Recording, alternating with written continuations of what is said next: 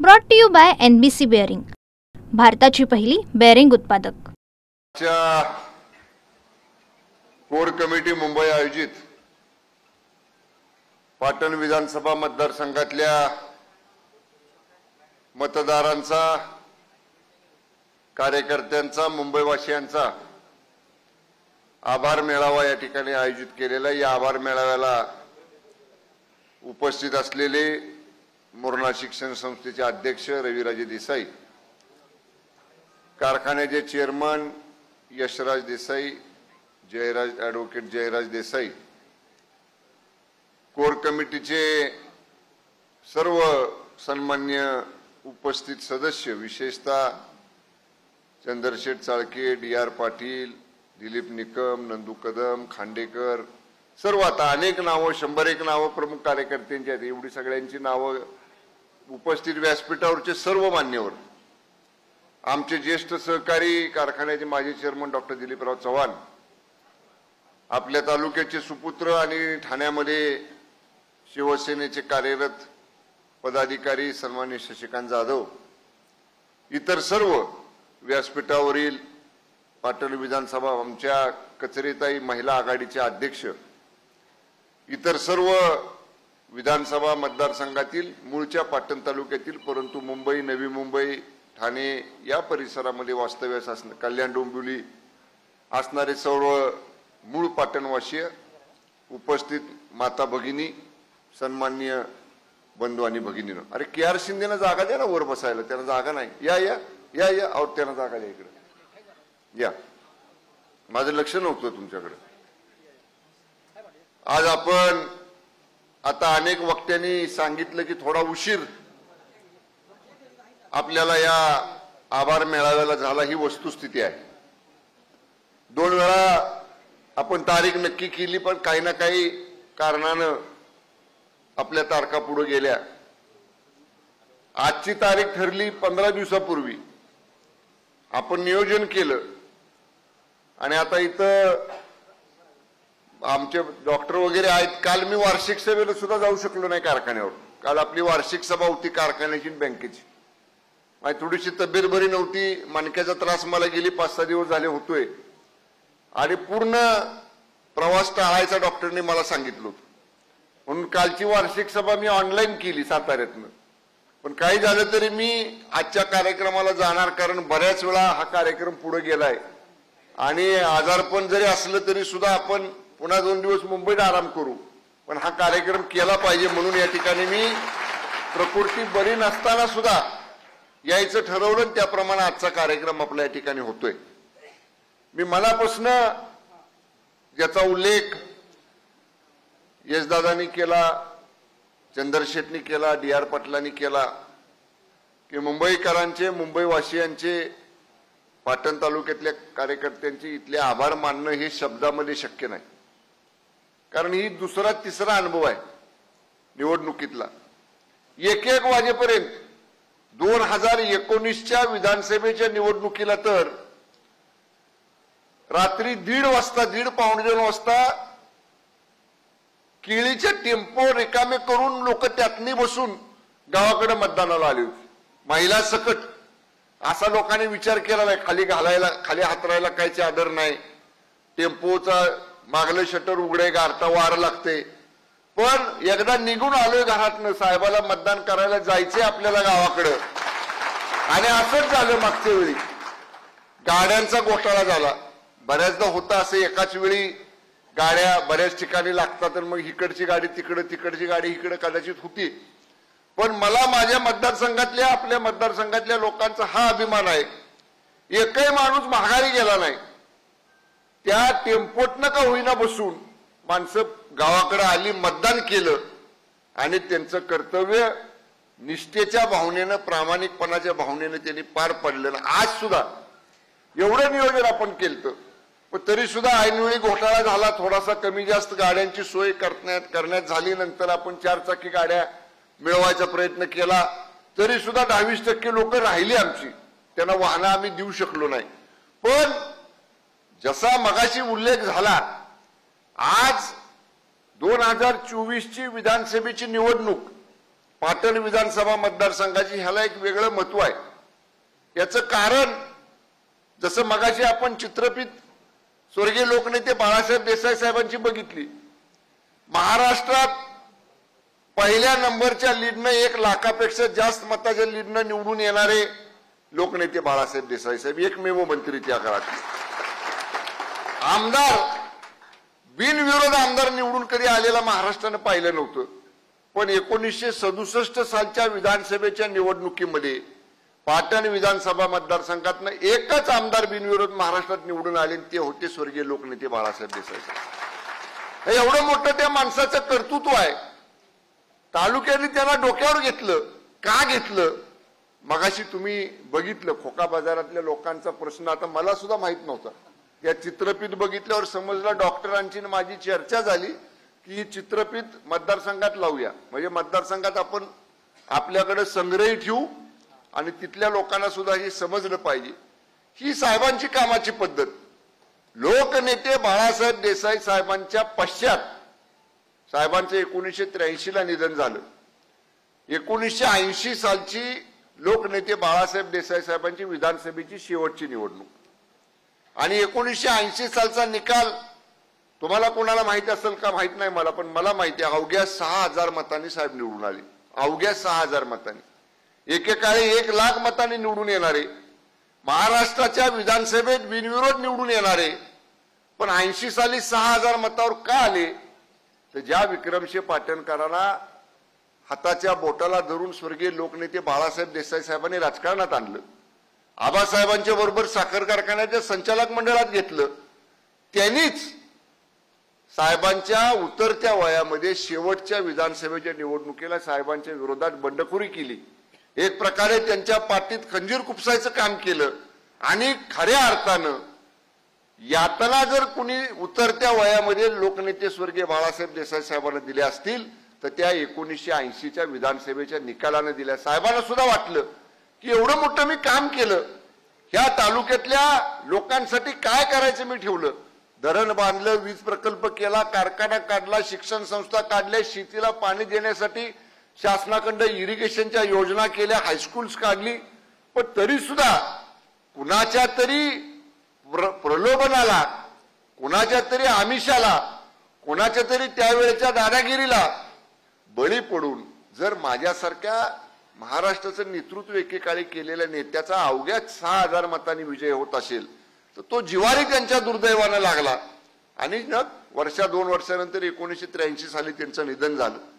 83 नंतर सलग 21 वर्ष पाटणची आमदारकी ही पाटणच्या वाड्यामध्ये अडकली होती। आम्ही सगळ्यांनी पाहिलं, आपण खूप प्रयत्न केला। अगदी आबासाहेबांचं आपल्या माझ्या वडिलांचं निधन झालं आणि त्याच्यानंतर जेव्हा 1990ची विधानसभेची निवडणूक आली, माझं वय 25 वर्ष पूर्ण होत नव्हतं, मला उभं राहता येत नव्हतं। आमच्या आई साहेबांना आपण उभं केलं, आपण त्याला सांगितलं बाबा हा गट जर टिकवायचा असेल कारण देसाई गटावर पिढ्यानपिढ्या प्रेम करणारी माणसं आहेत, त्यांना असं आपल्याला वाऱ्यावर सोडून चालणार नाही, देसाई घराण्यातलंच कुणीतरी उभं राहिलं पाहिजे। मग कुणी राहायचं? तर आईसाहेबांना आमच्या मासाहेबांना आपण उभं केलं, 22,000 मतांनी दुर्दैवानं 1990च्या विधानसभेमध्ये त्यांचा पराभव झाला।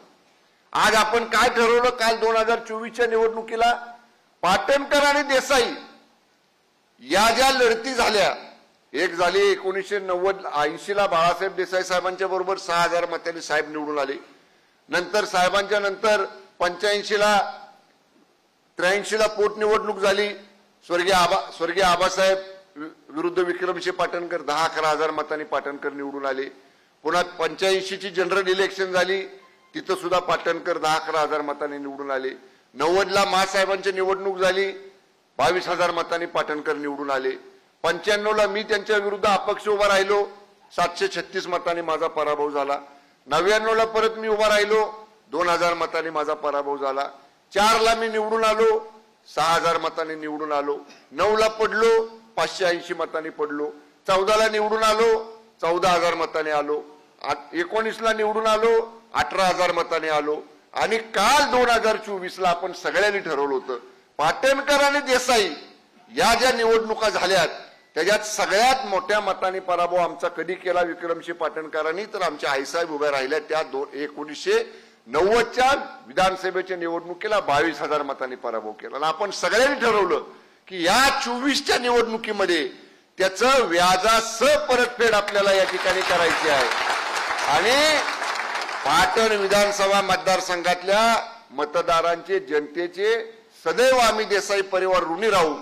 या निवडणुकीमध्ये आजपर्यंतच्या इतिहासात 35,000 मतांचा विजय, एवढा मोठ्या मताधिक्याचा पाटण विधानसभा मतदारसंघातला लोकनेते बाळासाहेब देसाईंच्या नंतरचा पहिला विजय हा कालच्या 2024च्या निवडणुकीमध्ये या ठिकाणी आपण मिळवू शकलो. याचं कारण आज 4 पिढ्या देसाई परिवाराबरोबर पाटण तालुक्यातल्या प्रत्येक कुटुंबातल्या माणसाचं नातं जोडलेलं आहे. प्रत्येक गावागावातला माणूस. आम्ही सुद्धा कधी देसाई परिवारानं स्वतःला कधी वेगळं मानलं नाही. आमच्या सुद्धा परिवारानं 4 पिढ्या या तालुक्याची सेवा करण्याचं काम केलं. सत्ता असो नसो, पद असो नसो, पण आपल्या आजोबांनी, स्वर्गीय लोकनेते बाळासाहेब देसाई साहेबांनी एकदा राजकीय वसा घेतला होता की ह्या तालुक्यासाठी या ठिकाणी मला काम करायचं, ह्या तालुक्यासाठी माझं जीवन मला समर्पित करायचं.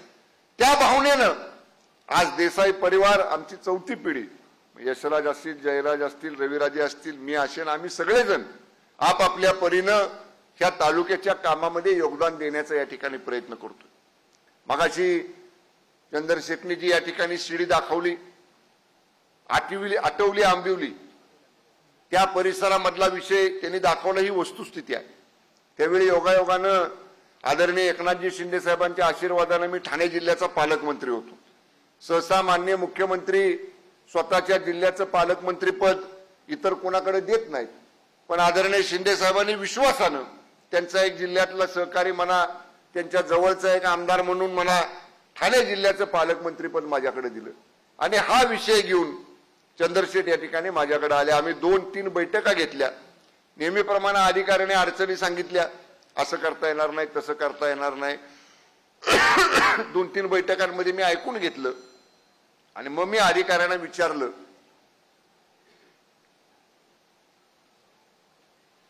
ह्याच्यात म्हटलं पालकमंत्र्याला काय अधिकार आहेत का? म्हणजे पालकमंत्री घेऊ शकतात निर्णय. मग म्हटलं मी पालकमंत्री म्हणून या मीटिंगमध्ये निर्णय घेतो. आपल्याला विशेष बाब या रिंग रोडमध्ये जाणाऱ्या कुटुंबांच्या घरांसाठी या ठिकाणी करायची आहे. आणि ते म्हणले माननीय मुख्यमंत्र्यांची मान्यता घ्यावी लागेल. म्हणलं प्रोसिडिंग तयार करा. दुसऱ्या का तिसऱ्या दिवशीच कॅबिनेट होती. फाईल घेऊन माझ्याबरोबरच चला म्हणलं कॅबिनेटला. आम्ही तसंच फाईल घेतली, तयार केली, माझ्या सह्या झाल्या, अधिकाऱ्यांच्या सह्या झाल्या. कॅबिनेट संपली की एकनाथ शिंदे साहेबांना आम्ही भेटलो. साहेब म्हणले काय रे? म्हणलं साहेब या आठवीला आंबिवलीचा विषय आपल्या सातारा जिल्ह्यातली लोक आहेत आणि रिंग रोडमध्ये बाधित आहेत आणि आपल्याला त्यांना विशेष बाब म्हणून पुनर्वसनासाठी त्यांना रहिवासी गाळे या ठिकाणी द्यायचे आहेत. काय अडचण आहे? अधिकारी म्हणले नाही साहेब विशेष बाब करावी लागेल. आमच्या एकनाथ शिंदे साहेबांचा पेन विशेष बाब करायला कधी खाली ठेवतच नव्हती. आला कागद, मला अजून ती फाईल शशी जाधव अजून फाईल ती युडीमध्ये असेल, त्याच्यावर एका मिनिटात विशेष बाब लिहिलं साहेबांनी, पेन काढून सही केली आणि देऊन टाकली त्या अधिकाऱ्यांकडे. मी बाहेर मिटिंग मधनं आलो, शेठला सांगितलं, म्हणलं आपलं काम झालं. 850 कुटुंब आहेत. एका 2 ओळीनं माननीय मुख्यमंत्र्यांच्या काय होऊ शकतं त्याचं हे उदाहरण आहे. बाबा आपला एक मंत्री आहे, विश्वासानं जिल्ह्यातल्या लोकांसाठी सांगतोय. मला तरी कुठं खिशातलं द्यायचं होतं किंवा अधिकाऱ्याला तरी कुठं खिशातलं द्यायचं होतं, पण आदरणीय शिंदे साहेबांचा मोठेपणा, त्यांनी एका मिनिटात तो निर्णय केला आणि आज त्या लोकांचा कायमस्वरूपी या ठिकाणी प्रश्न मिटला. मी जेव्हा जेव्हा नव्या मुंबईमध्ये येतो, आयरिलोला येतो, ठाण्यामध्ये येतो, ही सगळी कल्याण डोंबिवलीची लोक ज्या ज्या ठिकाणी मी असतो तिथं तिथं मला भेटायला येतात. मी त्यांना नेहमी सांगतो, आणखीनही तुम्हाला काय अडचण आली तर केव्हाही हक्कानं मला सांगा. आपण तुमचं काम करण्याची शेवटी जबाबदारी लोकप्रतिनिधी म्हणून आमचीच आहे. राहता राहिला प्रश्न विधानसभा मतदारसंघातला मगाशी उल्लेख झाला. याच्यापूर्वी आपण जनता दरबार डी.आर. पाटील आमचे उपसभापती होते, 2 महिन्यातनं एकदा घ्यायचो पाटणमध्ये. जनता दरबार व्हायचा तहसील कचेरीत, तुम्ही सभापती असताना पंचायत समितीत. आता नंतरच्या काळामध्ये आपण 1 महिन्याला जनता दरबार घ्यायला लागलो. दर महिन्यातनं एकदा दौलतनगरला जनता दरबार, अधिकारी एका बाजूला, लोक एका बाजूला, लोकांचे प्रश्न, अडचणी, निवेदनं, त्याच्यावर आदेश, अधिकाऱ्यांना सूचना. यावेळी जेव्हा आता 2024ला परत दुसऱ्यांदा कॅबिनेट मंत्री मी झालो, सातारा जिल्ह्याचा आदरणीय एकनाथजी शिंदे साहेबांनी मला पालकमंत्री पद दिलं आणि मी एक नवीन संकल्पना राबवली की लोकांनी ठीक आहे जनता दरबार म्हणून आमदाराला भेटलं पाहिजे, मंत्र्याकडे गेलं पाहिजे, पण शेवटी मंत्र्याचं कार्यालय आहे, तिथं कर्मचारी आपले आहेत, काही नवीन कर्मचारी आपण घेऊ. शेवटी मंत्र्याचं कार्यालय का गावात जाऊ नये? काय लागणार आहे त्याला? 2 गाड्या, पेन, वही, लॅपटॉप, ही सगळं साहित्य ते देऊ आपण त्याला. आणि त्याला जर सांगितलं दररोज तुम्ही आठवड्यातनं 4 दिवस, 2 दिवस ऑफिसमध्ये थांबा, 4 दिवस गावात जावा, रोज 2 गावं करा. गेली 15 दिवस झाले पालकमंत्री कार्यालय आपल्या दारी. पहिली योजना महाराष्ट्रातली पाटण विधानसभा मतदारसंघामध्ये आपण आणली. एवढा चांगला प्रतिसाद आहे. तुम्ही सोशल मीडियावर जर क्लिप्स बघितल्या, साधा फार्मर आयडी, पीएम किसान योजनेचा एका शेतकऱ्याचा फार्मर आयडी काढायचं 6 महिने राहिलो होतं. फार्मर आयडी कोड काढायचा असतो. आमच्याकडे आधुनिक पालकमंत्री कार्यालय आपल्या दारीकडे मी लॅपटॉप वगैरे सगळं आधुनिक साहित्य दिलंय. त्या आमच्या टीमनं त्या शेतकऱ्याचं फॉर्म भरून घेतला, त्याच्या वतीनं ऑनलाईन तिथं तो फॉर्म भरला आणि तुम्हाला सांगतो ज्या ठिकाणी तो पालकमंत्री कार्यालय आपल्या दारीचा कार्यक्रम होता त्याच कार्यक्रमात 6 महिने जो शेतकरी हेलपाटे घालत होता त्याचं त्याच कार्यालयामध्ये त्याच कार्यक्रमात फार्मर आयडी काढून त्याच्या हातामध्ये दिला. पुढच्या महिन्यापासून त्याचे पीएम किसान योजनेचे पैसे खात्यावर जमा. ही छोटी कामं आहेत, ही काय फार मोठी कामं नाहीत, पण शेतकऱ्याला ग्रामीण भागातल्या 6-6 महिने त्याच्यासाठी हेलपाटे घालायला लागतात. मग आमदार काय उपयोगाचा? मंत्री काय उपयोगाचा? मंत्र्याला एवढी सगळी साधनं आपण दिलेली आहेत, मग ती लोकांसाठी का नको वापरायला? त्या हेतून, त्या भावनेतनं आपण काही चांगले उपक्रम मतदारसंघामध्ये या ठिकाणी सुरू केले. डी.आर. पाटील म्हणले की डोंगरी महोत्सव झाला आणि आम्हाला सांगितलं नाही. बघा आता ह्यावेळी पर्यटन खातं आपल्याकडे आहे, त्यामुळे आता डोंगरी महोत्सव करताना चांगला करायचा आहे. त्यावेळी तुम्हाला जरूर मुंबई कोर कमिटीला आम्ही सांगून, कोर कमिटीने सगळ्यांना सांगा, तुम्ही निरोप द्या, कारण यावेळी डोंगरी महोत्सवामध्ये वेगवेगळे कार्यक्रम आपल्याला, कृषीचे कार्यक्रम घ्यायचे आहेत, आर्टिफिशियल इंटेलिजन्स टेक्नॉलॉजी कृषी क्षेत्रात आली त्याचे काही डिस्प्ले या ठिकाणी आपल्याला प्रदर्शनामध्ये करायचे आहेत. आज महिला या ठिकाणी मला सांगावं लागेल, अत्यंत चांगल्या महिला बचत गटांचे पदार्थ जे स्वतः महिला बनवतात. महाबळेश्वरला आपण ज्यावेळी महापर्यटन महोत्सव भरवला होता, माननीय मुख्यमंत्री उपमुख्यमंत्री महोदय आलते, तिथं आपल्या तालुक्यातल्या काही महिला बचत गटांचे खाद्यपदार्थ म्हणजे पिठलं, थालपीठ, अशा ज्या कोथमीर वडी, असे जे काही पदार्थ त्या महिलांनी आपल्या तालुक्यातले बनवून आणले होते, या सगळ्या मान्यवरांना ते एवढे त्या महाबळेश्वर फेस्टिवलमध्ये त्याने आवडले की त्याची एक तशा पद्धतीचा प्रयोग आपल्या तालुक्यामध्ये सुद्धा या ठिकाणी आपल्याला या डोंगरी महोत्सवामध्ये या ठिकाणी करायचा आहे.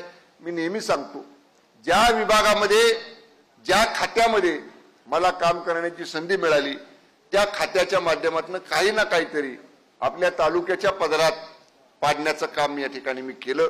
आमदार होतो, रस्ते, नळ योजना, पिण्याच्या पाण्याच्या योजना, ही सगळी कामं आमदारांना जी करायची ती आपण केली. गृह विभागाचा राज्यमंत्री झालो.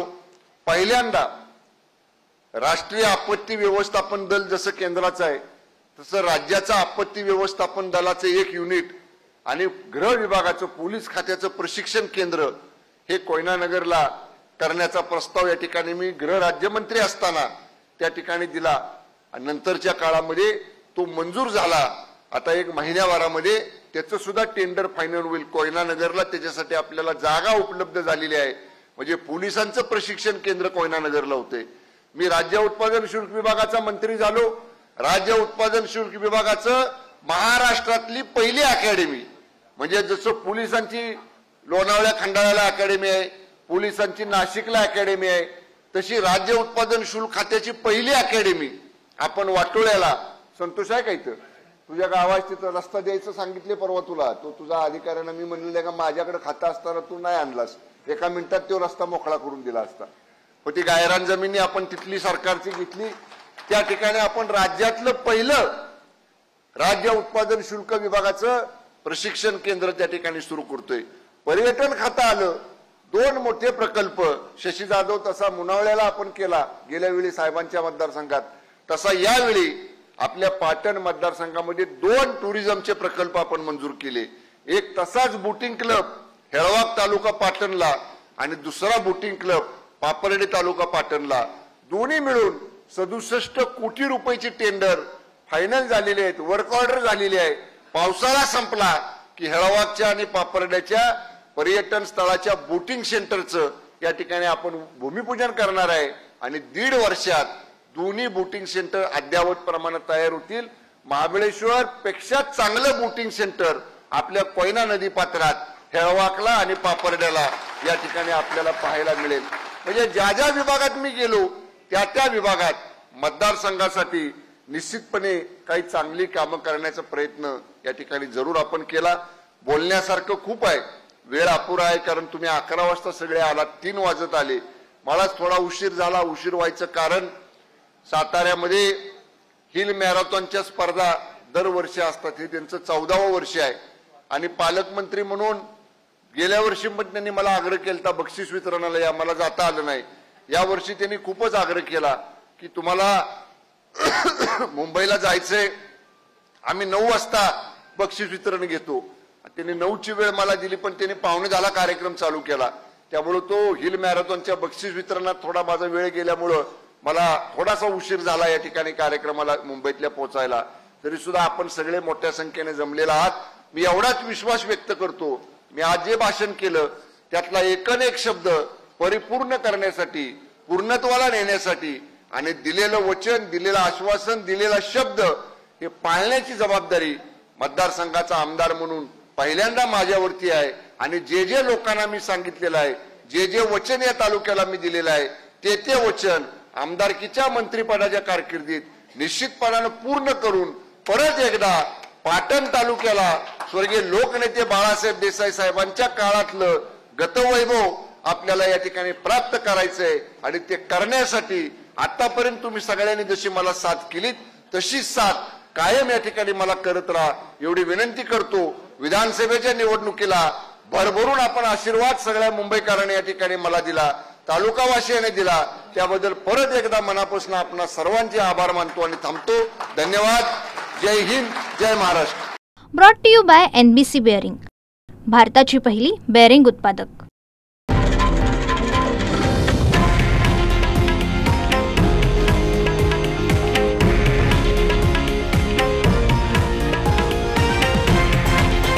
हे आहे देशातील नंबर 1 न्यूज नेटवर्क आणि आपण पाहत आहात TV9 मराठी, एकमेव.